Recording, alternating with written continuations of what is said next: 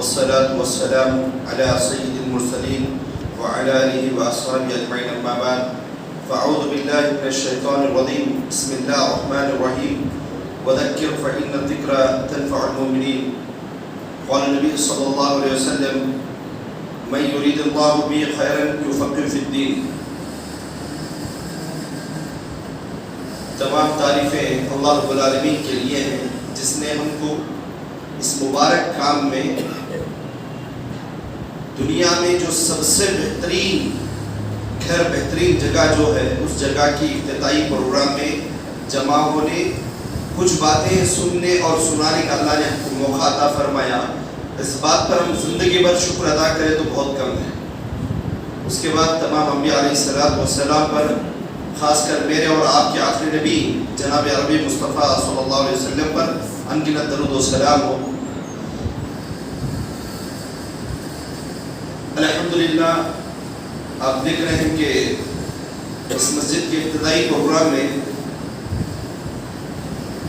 علماء کے عالم سمجھو کہ ابو العلماء یہاں پہنچے الحمدللہ، اور اسی طرح بہت سارے علماء یہاں پر تشریف فرما ہیں. بہرحال ابھی تک آپ کئی باتیں سنتے آئے ہیں ماشاءاللہ. ہم بھی ایسے ہی آئے ہیں تو کچھ باتیں آپ کے سامنے رکھنا مناسب سمجھتا ہوں.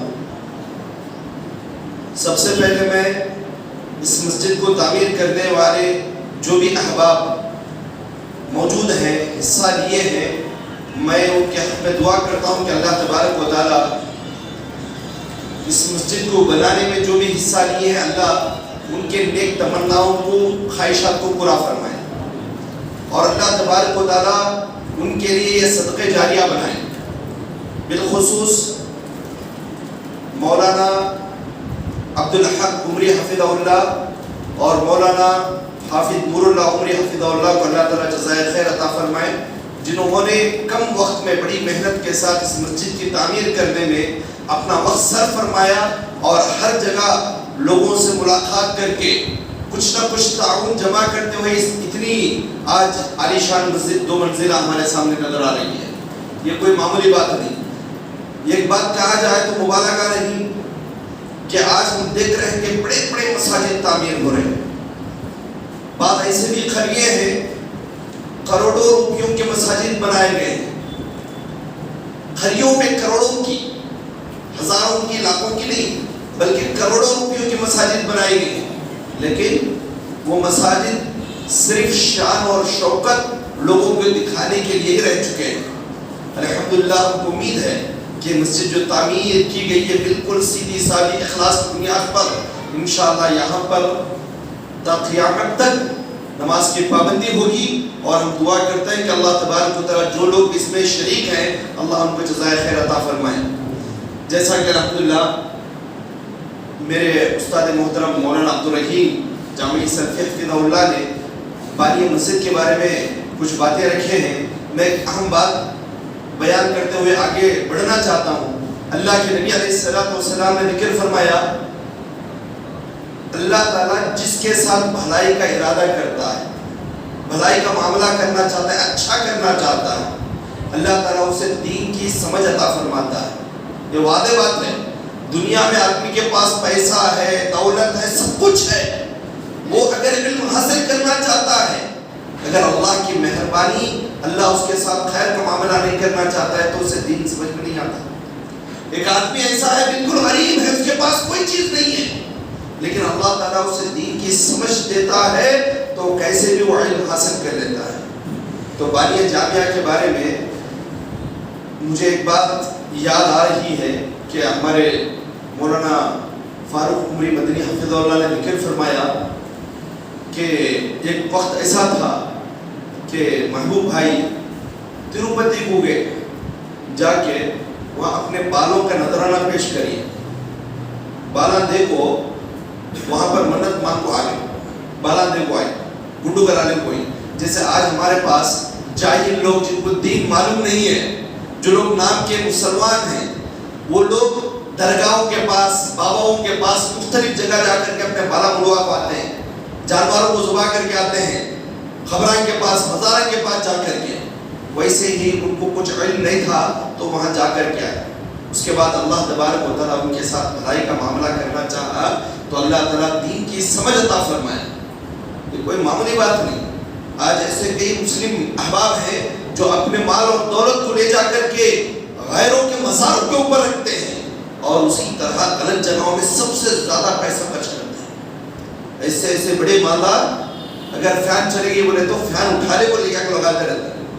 وہاں کیمرہ خراب ہو گیا تو کیمرہ لگانے کو لگاتے ہیں. وہاں کھانے پینے کے لیے انتظام ہونا بولے تو درگاہوں کے پاس مختلف جگہ کرتے رہتے ہیں. اللہ تبارک و تعالیٰ کہ ان کے ساتھ وہاں تک ہی رکھنا چاہتا. یہ اللہ کا بڑا فضل ہے کہ اللہ تبارک و تعالیٰ جس کے ساتھ بھلائی کا ارادہ کرتا ہے اسے دین کی سمجھ عطا فرماتا ہے. یہ اس بات کی دلیل ہے کہ جو آدمی ایسی جگہ جہاں پر شرک واضح طور پر ہوتا ہے ایسی جگہ پر گیا اس کے بعد اللہ تعالیٰ نے ان کو ہدایت دی اور الحمدللہ اس کے بعد انہوں نے اپنے 4 بچوں میں سے ایک کا انتقال ہو گیا. اللہ بچے کو غریق رحمت فرمائے اور ان کو بھی غریق رحمت فرمائے. ایک بچے کو عالم دین بنائے اور اسی طرح اپنی 2 بچیوں کو بھی الحمدللہ عالم دین بنائے. یہ کوئی معمولی بات نہیں. آج بہت سارے ایسے احباب کو ہم دیکھتے ہیں اچھے گھرانے میں پیدا ہوتے ہیں, اپنے آپ کو کہتے ہیں کہ اہل حدیث, لیکن ان کا رویہ, ان کا رہن سہن, چلنا پھرنا رہنا, بعض ایسے بھی مکانات ہیں جن کے گھر میں پڑھے لکھے لوگ رہیں گے لیکن ان کے بچے, ان کے اولاد, ان کے گھر والے بگڑ کر کے رہتے ہیں. ایسے کئی ایسے احباب موجود ہیں, کئی ایسے مکانات موجود ہیں.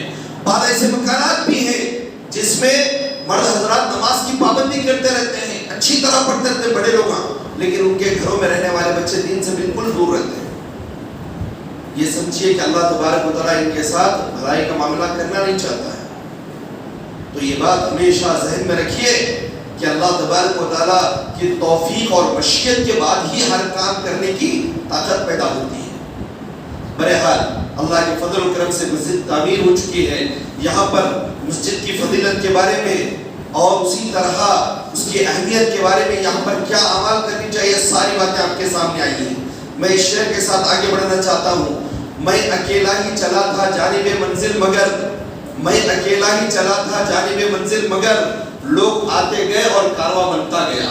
الحمدللہ یہ مسجد جو آج تعمیر ہوئی ہے یہ ہمارے لیے باعث فخر ہے اور ہمارے لیے الحمدللہ یہ رشک کی بات ہے.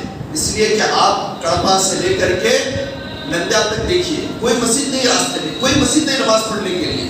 یہ لمبے سڑک ہے, جو بھی آدمی حیدرآباد کو جانا چاہتا ہے اسی راستے سے گزرنا پڑے گا, کرنول جا رہا ہے تو اسی راستے سے گزرنا پڑے گا. تو الحمدللہ جب بھی موقع ملتا ہے تو یہاں پر آ کر کے نماز پڑھیں. سفر کرتے ہیں تو یہاں پر آ کر کے نماز پڑھیں تاکہ جو لوگ اس مسجد میں حصہ لیے ہیں ان کے لیے اجر ملے, اجر ملے. بہت سارے احباب ایسے ہوتے ہیں کہ موقع مل گیا کہیں نہ کہیں نماز پڑھتے ہیں اور یہ بہترین عمل ہے. وقت پر نماز پڑھنا بہترین عمل ہے. الحمدللہ آج ہم فخر کے ساتھ کہہ سکتے ہیں کہ یہاں پر حلال پیسوں کے ذریعے سے منہج سلف کے مطابق سارے کام عمل میں آئے ماشاءاللہ. مسجد کی تعمیر میں یہاں پر آ کر کے نماز پڑھے یہ بہت اچھی بات ہے. اور اسی طرح میں مسجد کے جو بھی ذمہ دار احباب ہیں خاص طور پر کمیٹی کے ان سے درخواست کرتا ہوں کہ آپ جب بھی موقع ملتا ہے ہر ہمیشہ اسی مسجد میں نماز پڑھنے کی کوشش کریں. کم سے کم اگر کام کو جا رہے ہیں ظہر اثر میں نہیں ہوتا ہے فجر کی نماز یہاں پابندی کے ساتھ پڑھیں, عشاء کی نماز یہاں پر پابندی کے ساتھ پڑھیں. الحمدللہ ہمارے مساجد کی ایک سب سے بڑی خصوصیت خاص طور پر اس ساؤتھ کے علاقے میں, یہ آندھرا ہے, کرناٹک ہے, بعض تمل ناڈو ہے, اسی طرح مہاراشٹر, بعض علاقوں میں کیا ہے فجر کا درس اور مغربی عشاء کا درس پابندی کے ساتھ چلتا ہے, دوسرے علاقوں میں نہیں ہے. یہ اللہ کی بڑی مہربانی ہے. اگر آپ عمل کرنا چاہتے ہیں, دین پر چلنا چاہتے ہیں تو سب کے لیے چاہیے کہ فجر اور عشاء کی نماز جب بھی درس ہوتا ہے پابندی کے ساتھ مسجد میں حاضر ہیں. اور اسی طرح چھوٹے موٹے مسابقات ہیں, چھوٹے موٹے پروگرامات ہیں, جیسے اللہ مرحوم ہمارے اس مسجد کے بارے محبوب صاحب ہیں, جیسے انہوں نے محلات میں الگ الگ جگہوں میں پروگرامات قائم کرتے تھے, ایسے پروگرامات قائم کرنے کی کوشش کریں, انشاءاللہ بہت بڑا فائدہ ہوگا. آپ لوگوں کو معلوم بھی ہے کہ مسجد کی فضیلت یہ ہے کہ جو آدمی اللہ کے گھر کو اس دنیا میں بنائے گا اللہ تعالیٰ اس کے لیے جنت میں گھر بنائے گا، اگرچہ کہ گھونسلے کے معنی جیسے چیل چوڑی وغیرہ جانوروں کے چھوٹے چھوٹے گھونسلے رہتے ہیں، چھوٹا گھر بھی بنائے تو اللہ تعالیٰ جنت میں گھر بناتا ہے. مسجد چھوٹی ہے تو اللہ تعالیٰ اس کے لیے بھی گھر بناتا ہے. یہ بہت بڑی فضیلت کی بات ہے. جو لوگ بھی اس میں حصہ لیے ہیں اللہ تعالیٰ ان کے لیے بھی جنت میں گھر بنائے. اور مسجد میں خاص طور پر سیاسی باتیں، لایانی باتیں، جھگڑے کے کام نہ کریں، بلکہ مسجد ہر اس کام کے لیے استعمال کرے جو قوم کے لیے فائدہ مند ہے.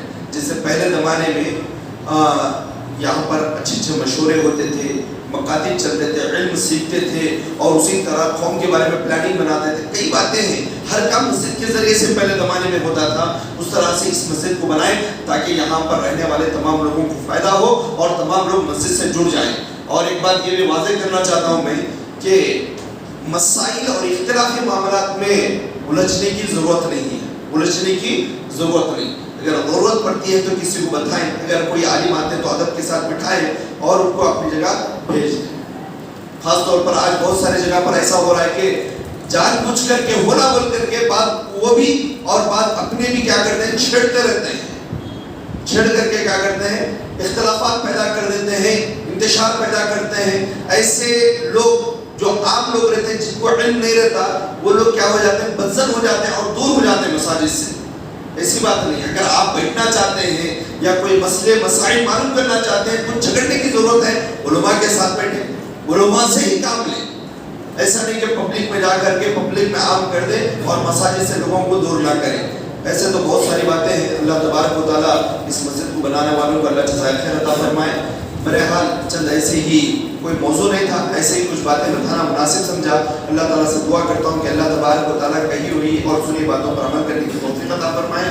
اور میں زیادہ ٹائم بھی لینا نہیں چاہ رہا ہوں. ہمارے لیے بہت بڑے عالم دین موجود ہیں جن کا بیان سننے کے لیے ہم بھی ترستے رہتے ہیں. انشاءاللہ ان سے پورا فائدہ اٹھائیں گے. جزاکم اللہ خیر و احسن الجزاء. السلام علیکم و رحمۃ اللہ وبرکاتہ.